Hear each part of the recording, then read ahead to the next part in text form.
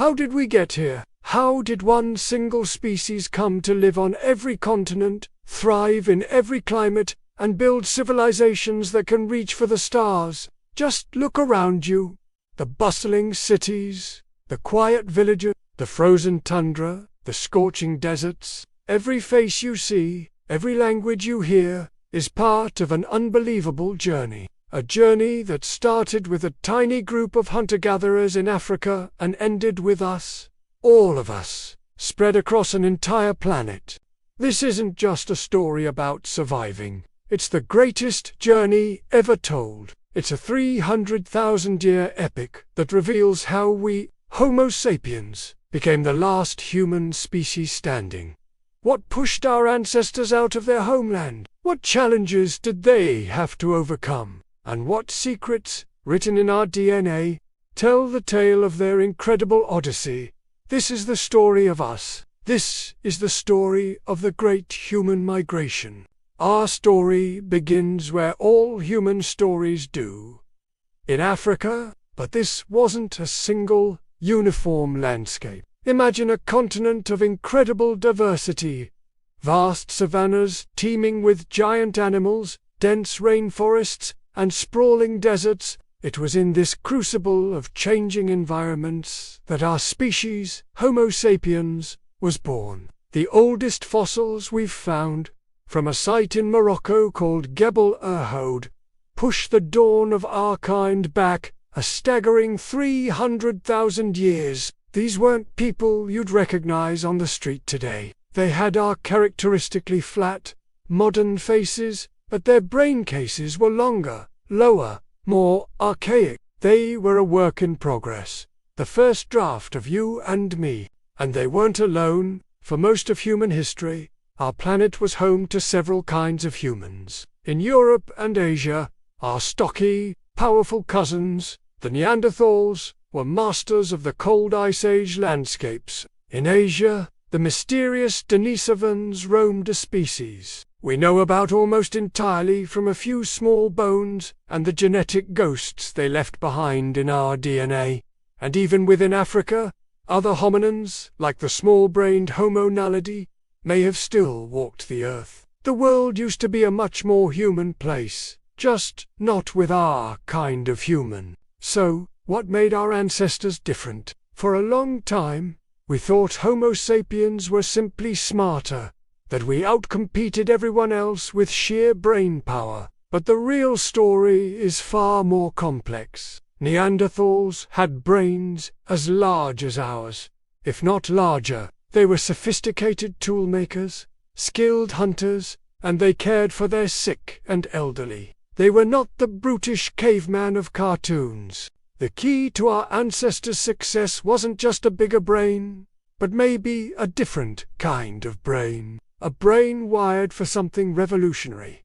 Complex, symbolic language, and unprecedented social cooperation. Around 70,000 years ago, something seems to have clicked. Archaeologists see a sudden flowering of creativity in Africa. At sites like Blombos Cave in South Africa, we find the first hints of symbolic thought. Pieces of ochre, engraved with geometric patterns, shell beads perforated to be strung together and worn, and beautifully crafted stone tools. This wasn't just about survival anymore. This was about identity, art, and culture. This was the dawn of us. This new cultural and social toolkit gave our ancestors a unique edge. They could form larger social networks, share knowledge more effectively, and adapt to new challenges with incredible speed. This adaptability would become our species' superpower, and they were going to need it. Because Africa was no gentle cradle, it was a testing ground. The ancient African climate was anything but stable. It swung wildly between wet, lush periods that created green corridors across the Sahara, and periods of extreme drought that fractured the landscape and isolated populations. These pressures were relentless, but they also forged resilience. To survive, our ancestors had to become masters of adaptation. It seems that before the final, successful push out of Africa, our species first learned to conquer every corner of its own continent, from dense forests to harsh deserts. This expansion within Africa was critical training. By learning to thrive in such different environments, our ancestors honed their skills and strengthened the social networks that let them share information about resources and techniques. This created a feedback loop. New territories meant new connections, which accelerated cultural exchange and made our species even more versatile. There had been earlier attempts to leave. Fossils from caves in Israel and a skull from Greece show that some Homo sapiens made it to the Middle East and even southern Europe as early as 210,000 years ago. But these were failed expeditions. These pioneer populations seem to have died out, leaving no genetic trace in people alive today. They were ghost pioneers who were ultimately reclaimed by the wilderness, or perhaps by established Neanderthal populations. Why did they fail? Maybe they lacked the numbers to sustain themselves. Or maybe the climate turned against them. But the newest research suggests they hadn't yet developed profound adaptability that would allow their descendants to succeed. The final, successful migration, the one from which all non-Africans today descend, was different. This wasn't just a small band wandering off. This was an expansion fueled by a new kind of human, a cultural, symbolic, hyper-cooperative, and supremely adaptable human, forged in the dynamic environments of Africa. Our ancestors were now ready. They weren't just following the food, they were ready to take on the world. Sometime between 70,000 and 60,000 years ago, a small group of Homo sapiens, maybe only a few thousand people, left Africa for good. This wasn't a single, organized expedition. It was likely a slow trickle of hunter-gatherer bands moving out of northeastern Africa and into Asia. What drove them?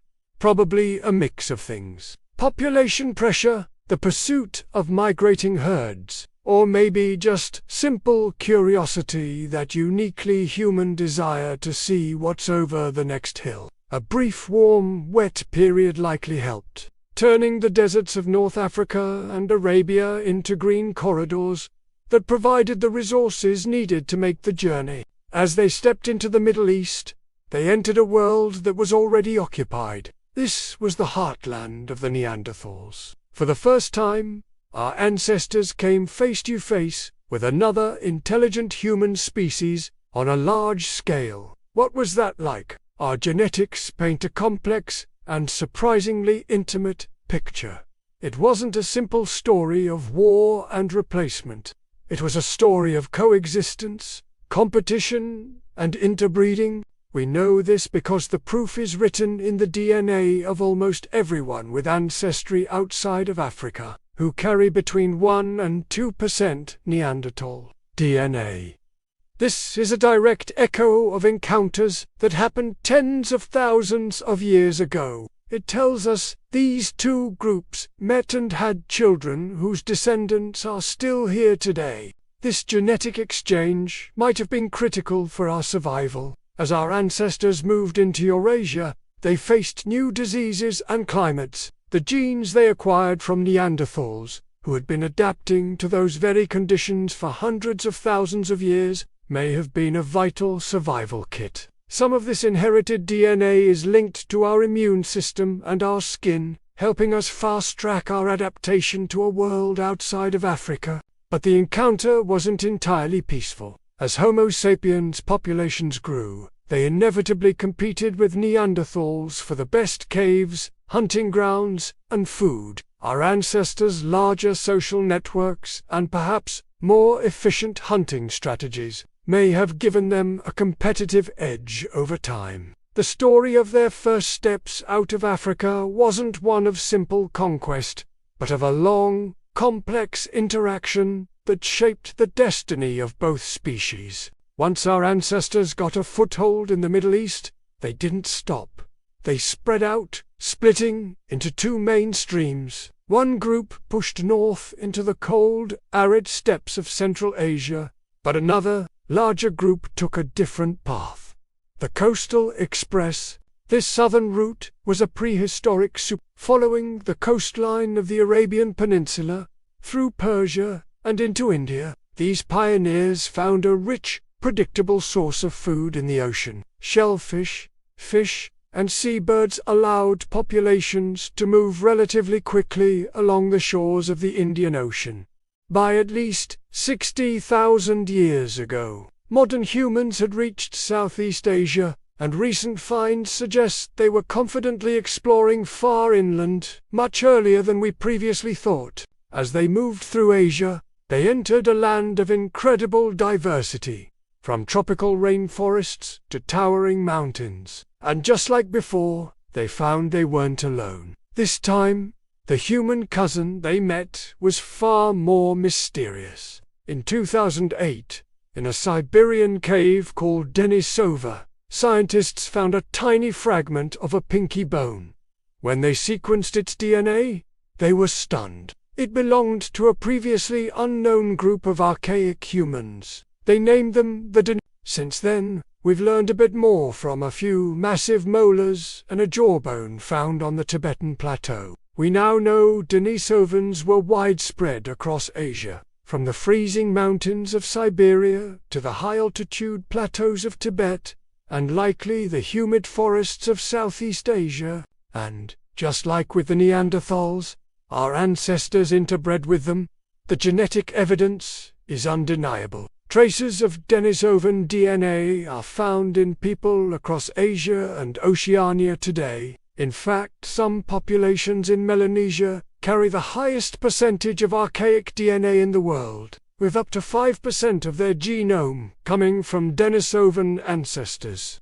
Again, this was more than a historical curiosity. It had real-world consequences. One of the most striking examples is a gene that helps modern Tibetans survive in the low-oxygen environment of the high plateau. It turns out the gene was inherited from Denisovans, who had adapted to life at high altitudes long before Homo-Sapiens ever arrived. By mixing with them, our ancestors got a ready-made genetic solution to a life-threatening challenge. The conquest of Asia was a story of incredible adaptation and repeated encounters with other human forms. Our species proved its versatility, but these encounters also changed us, weaving the genetic legacy of our ancient cousins into our own DNA.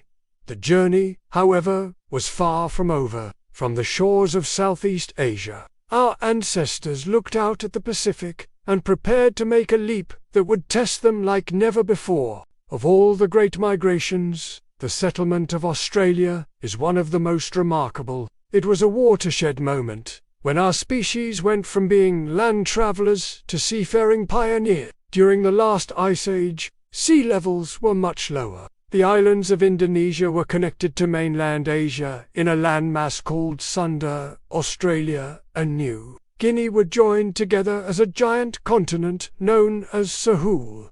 But even at the lowest sea levels, Sunda and Sahul were never connected. A deep oceanic trench always separated them, a water barrier that no land animal had ever managed to cross. To reach our ancestors had to do something unprecedented. They had to build watercraft and deliberately cross the open ocean, navigating from island to a land they couldn't see.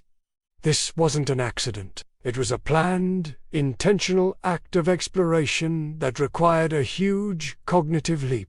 It implies they had complex language to coordinate, advanced knowledge to build sturdy boats, and sophisticated navigational skills to find their way. The archaeology confirms how ancient this achievement was. At a rock shelter called Majid B in northern Australia, artifacts have been dated to around 65,000 years ago. Whether it was then or 42,000 years ago, as other sites confirm, reaching Australia was a monumental feat that no other human species had ever managed. When they arrived, they stepped into an alien world. Sahul was a continent of bizarre creatures, a land of giant marsupials known as There were 2-ton wombats, kangaroos that stood 3 meters tall, and terrifying marsupial lions. Armed with their intelligence and cooperative hunting strategies, our ancestors had to quickly learn how to survive and hunt in this entirely new ecosystem. Their impact was profound. Within a few thousand years of their arrival, most of Australia's giant megafauna had vanished. Scientists still debate the exact cause. Was it overkill from human hunting? Or was it changes to the landscape from human use of fire, which altered the habitats these animals relied on? It was likely a bit of both. But what's certain is that the arrival of humans permanently reshaped the continent's ecology. The settlement of Australia is a powerful testament to the ingenuity and courage of Homo sapiens. They had crossed the final barrier of the Old World and proven that no ocean could contain their ambition. At the same time, another branch of the human family was turning west, towards a colder, harsher, but no less important frontier, Europe. While some groups were mastering the seas to reach Australia, others pushed west from the Middle East, venturing into Europe less than 55,000 years ago. But Europe was not an empty land. It was a continent in the grip of the last ice age, a world of vast ice sheets, frozen tundra, and cold plains, and it was the Neanderthals' world. Neanderthals had dominated Europe for over 300,000 years. They were supremely adapted to the cold, with stocky bodies to conserve heat and large noses to warm the frigid air. They were skilled hunters of mammoth and woolly rhino, who made sophisticated tools, controlled fire, and buried their dead. They were the original Europeans. The arrival of our ancestors set the stage for one of the most fascinating chapters in our history. For about 15,000 years, these two human species shared the continent. What happened during this long overlap? As we know from our genetics, they interbred, but the relationship was likely a complex mix of everything, from peaceful exchange to violent conflict. In some areas, it seems they lived side by side for millennia. We find archaeological sites where the toolkits of both species appear, suggesting a transfer of ideas. Some of the last Neanderthals even started producing more complex tools and ornaments, hinting they may have been learning from their new neighbors. But the ultimate outcome is clear. As Homo sapiens populations grew, Neanderthal populations dwindled, retreating into isolated pockets before vanishing from the fossil record entirely around 30,000 years ago. Their extinction remains one of the great mysteries of human evolution. Why did they disappear after so many hundreds of thousands of years of success?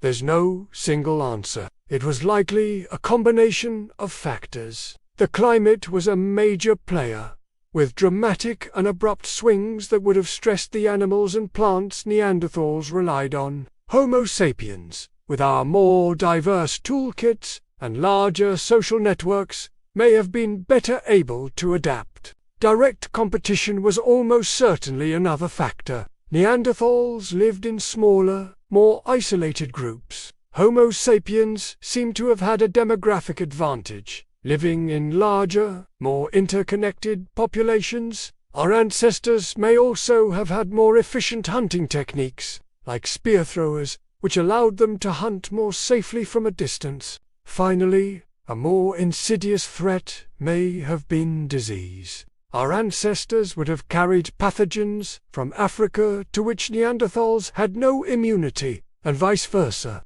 This exchange could have been devastating for the smaller, less genetically diverse Neanderthal groups. In the end, it may not have been a violent conquest, but a slow process of replacement and absorption. Some scholars suggest the last Neanderthals were simply genetically swamped, absorbed into the much larger Homo sapiens population. Their legacy lives on, not as a species, but as an echo in our own genome. With the Neanderthals gone, Homo sapiens was now the sole human ruler of the Old World. But one final frontier remained. A vast, untouched double continent, hidden across the icy waters of the north, The settlement of the Americas was the final great act in our species' planetary expansion. It was an achievement that required crossing some of the harshest landscapes on Earth, and it happened with breathtaking speed. The journey began in the frozen world of Ice Age Siberia. At the peak of the last Ice Age, around 20,000 years ago, so much of the world's water was locked up in ice sheets that sea levels were over 100 meters lower than today. This exposed a vast land mass connecting Siberia to Alaska. This wasn't a narrow bridge, but a huge subcontinent called Beringia, a treeless steppe teeming with mammoth, bison, and horses. Genetic evidence suggests a population of hunter-gatherers lived in isolation on Beringia for several thousand years. They were cut off from Asia by glaciers to their west, and blocked from entering the Americas by the massive ice sheets covering Canada. In this refuge, they developed the unique genetic signatures found in all indigenous peoples of the Americas today. Then, as the climate warmed, a path opened. For decades, the leading theory was that an ice-free corridor opened up between the two great North American ice sheets, allowing people to walk south. However, more and more evidence now supports an alternative route, the coastal migration theory. This model suggests the first Americans didn't wait for an inland corridor. Instead, they used boats to hop down the Pacific coastline. This kelp highway would have been a rich marine environment, allowing for a much faster migration. This theory helps explain how sites in South America, like Monteverde in Chile, can be dated to 14,500 years ago, seemingly too early for people to have walked the entire length of two continents. The exact timing of the first arrival is still fiercely debated, but a consensus is growing that humans were in the Americas by at least 15,000 to 20,000 years ago. What's undisputed is how fast they spread once they got south of the ice. Within just a couple of thousand years,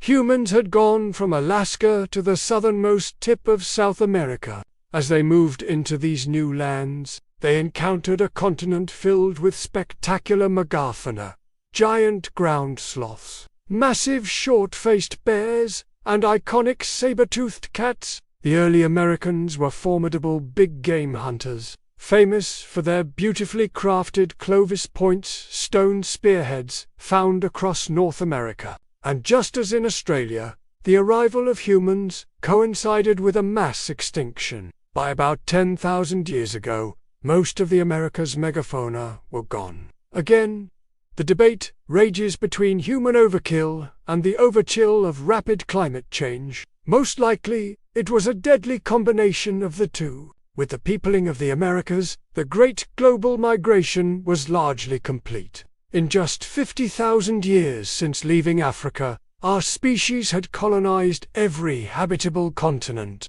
from the tropics of our homeland to the shores of the Arctic, from the deserts of Australia to the rainforests of the Amazon. We had proven ourselves to be the most adaptable species in the history of our world. The end of the Great Migration marked a new beginning for humanity. We had conquered the planet, but in a way, the planet had also conquered us. Spreading across the globe forced us to adapt to an incredible array of environments. And this process forged the diversity of cultures, languages, and appearances we see in the human family today. Our secrets to success weren't brute strength or sharp claws. Our true weapons were our minds and our social bonds. We survived ice ages, not with thick fur, but by learning to make tailored clothing and build warm shelters. We thrived by developing complex tools, and, most importantly, by learning to cooperate and share knowledge on a scale no other species could manage. Language allowed us to pass vital information down through generations, meaning each new generation could stand on the shoulders of the last. This isn't some distant story. It's your story. It's my story. The genetic evidence is clear.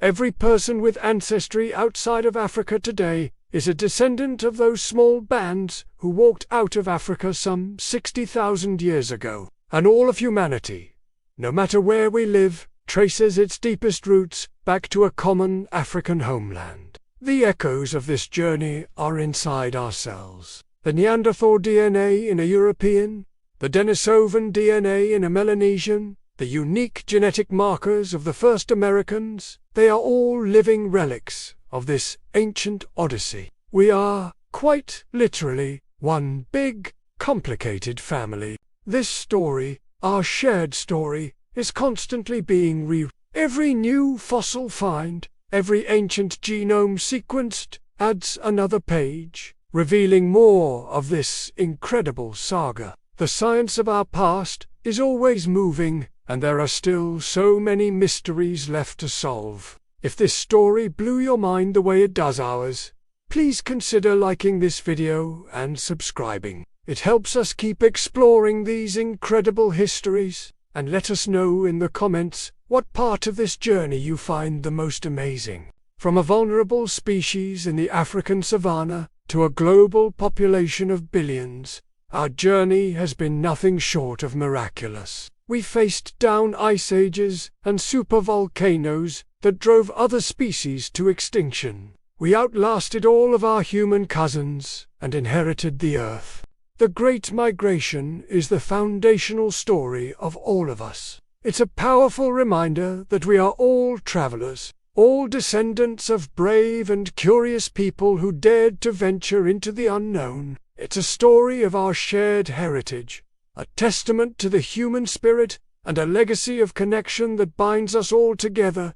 The journey of humanity is far from over. The next chapter is being written right now by us.